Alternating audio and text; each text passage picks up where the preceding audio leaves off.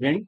Today we are going to learn that how we can use our PHP My Admin from our XAMPP server suite and run SQL commands via console. Suppose we have installed XAMPP in our C drive and we can open the XAMPP folder. In that XAMPP folder, we have a folder that is named as MySQL. So in MySQL, we have to go to bin directory. And in the bin directory, that is your C, XAMPP, MySQL, and bin folder. In this directory, just replace it by CMD. You will get access to the CMD in that directory. C, XAMPP, MySQL, and bin. What I want here, I want my SQL via console. So if I want to start my SQL server via console, I have to write my SQL, that is command, that is basically my SQL server. And attribute is u, that is username.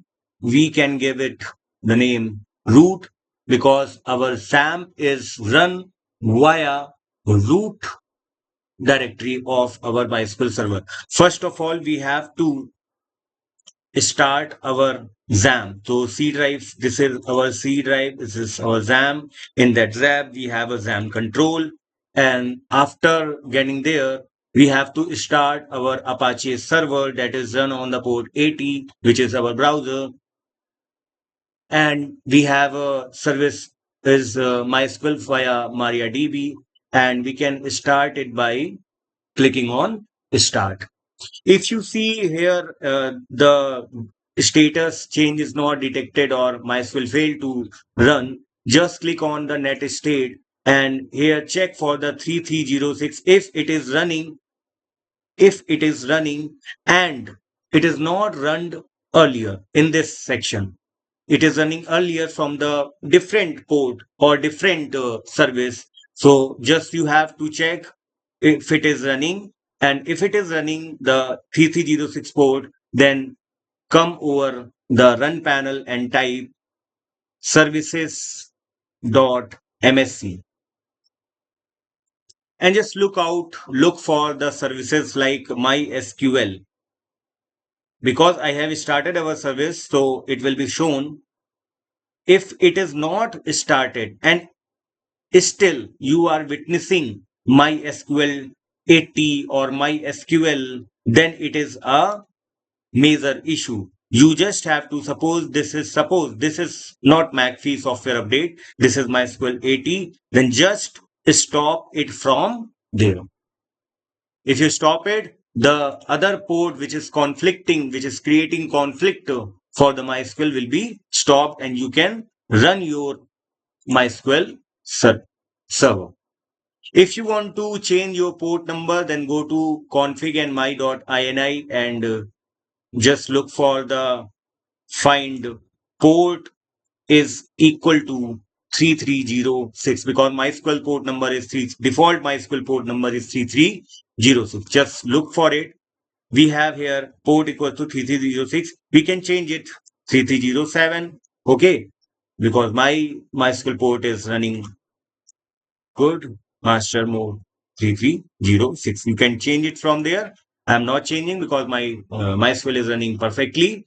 So after starting our server and after starting our MySQL, we can log in from here also, localhost, that is phpMyAdmin. You can see the databases here. You can see the databases from here. You can create SQL commands and you can execute your SQL queries from here. The SQL is running on server 127.001.1, that is localhost. And if you want to import or export your SQL file, you can export from here. And suppose we have here test and table name that you can give it there.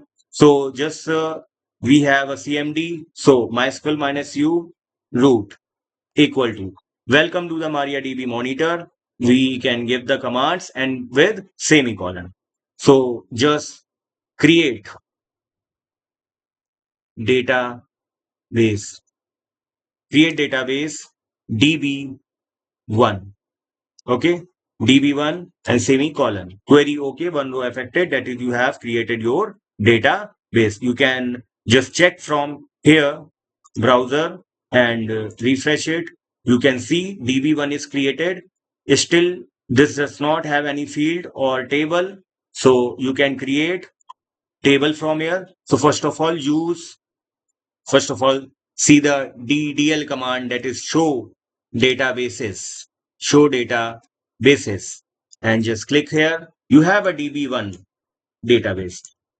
Just click, just write use DB1 and database chain. You can create table. To create table, and you can create table that is named as a table 1, and you can give here, suppose like ID, that is int, just like int, comma, name, that is varchar, that is varchar. And we can put the number of characters that we want to write.